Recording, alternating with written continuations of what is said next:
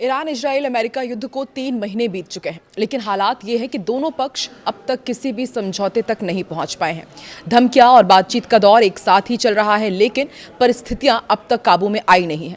Israel में America के लड़ाकू विमान खड़े हैं और कतर में चल रही डील की शर्तों पर चर्चा। ऐसे में ये साफ ही नहीं हो पा रहा है कि अब आगे होगा क्या, डील होगी या फिर युद्ध का दूसरा पार्ट शुरू होगा।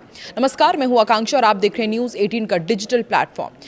पश्चिम एशिया में जारी युद्ध थमता नजर नहीं आ रहा है। अमेरिका और ईरान के बीच युद्ध विराम को लेकर बातचीत जरूर चल रही है, लेकिन अब तक कोई अंतिम समझौता नहीं हो पाया है।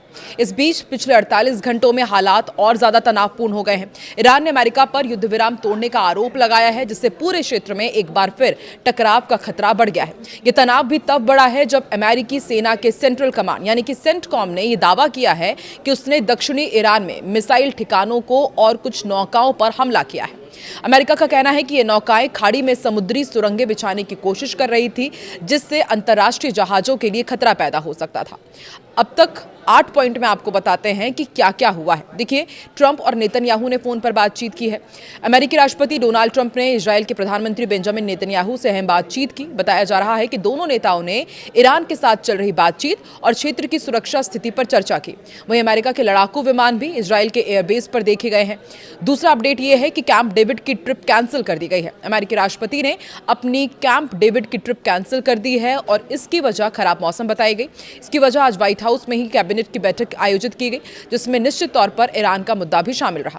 मार्को रूबियो का बयान आया है कि डील होने वाली है। अमेरिकी विदेशी मंत्री हैं मार्को रूबियो, जो इस समय भारत के दौरे पर है। उन्होंने साफ किया कि तमाम तनाव के बावजूद ईरान के साथ समझौते की संभावना अभी खत्म नहीं हुई है।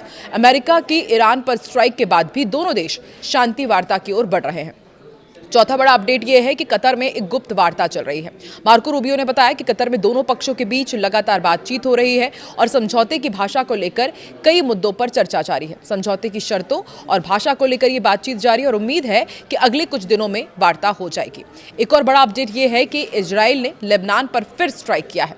लेबनान में भी हालात बिगड़ते जा रहे हैं। दक्षिणी लेबनान में इजरायली हवाई हमलों में कम से कम 31 लोगों की मौत हुई, जिनमें कुछ बच्चे और महिलाएं भी शामिल हैं। लेबनान स्वास्थ्य मंत्री की ओर से ये जानकारी दी गई है। इधर हिजबुल्लाह के खिलाफ ग्राउंड ऑपरेशन भी जारी है। इजराइल ने कहा है कि उसने दक्षिणी लेबनान में अपने जमीनी अभियान को और तेज कर दिया है। वहीं हिजबुल्लाह ने दावा किया है कि उसके लड़ाके इजरायली सैनिकों से सीधी लड़ाई लड़ रहे हैं। ईरान में इंटरनेट सेवा इतने महीनों बाद फिर बहाल कर दी गई है। ईरान ने लगभग 3 महीने बाद इंटरनेट सेवाओं को आंशिक रूप से बहाल करना शुरू कर दिया है। युद्ध के दौरान दरअसल सरकार ने सुरक्षा कारणों से देश में डिजिटल बंदी लागू की थी। इधर एक और अपडेट ये है, दुनिया के सबसे बड़े इंटरनेट ब्लैकआउट के बाद धीरे धीरे अब ईरान में इसे बहाल किया जा रहा है। दूसरी तरफ कतर और ईरान में भी बातचीत जारी है। कतर के अमीर शेख तमीम बिन हमद अल थानी ने ईरान के राष्ट्रपति मसूद पेजेश्कियान से फोन पर बातचीत की। कतर ने सभी पक्षों से संयम बरतने की अपील की, ताकि पूरे पश्चिम एशिया में हालात और ज्यादा विस्फोटक ना बने। आपको बता दें, कतर भी उन देशों में शामिल था जिस पर ईरान ने खाड़ी युद्ध के दौरान हमले किए थे। बावजूद इसके कतर वार्ता में मध्यस्थता कर रहा है और समझौते की शर्तों पर काम कर रहा है।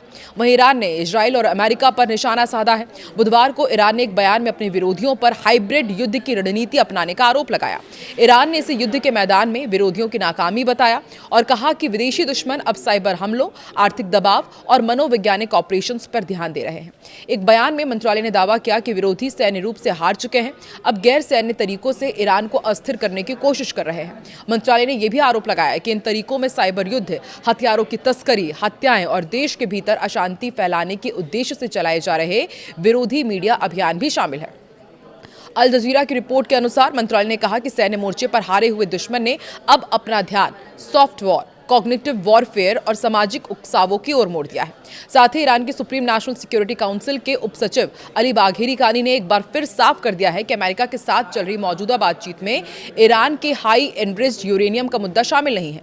रूस के मॉस्को में एक अंतर्राष्ट्रीय सुरक्षा सम्मेलन के दौरान उन्होंने ये बातचीत में साफ किया कि ये मुद्दा बातचीत के एजेंडों में नहीं है। दरअसल अमेरिका चाहता है कि ईरान अपने करीब 440 किलोग्राम हाई एनरिच्ड यूरेनियम भंडार को खत्म करे।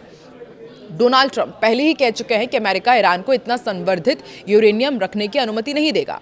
ईरान के 60% तक संवर्धित यूरेनियम को लेकर दोनों देशों के बीच बड़ा विवाद बना हुआ है और डील में जो पेंच मुख्य फंसा हुआ है वो इसी कारण है।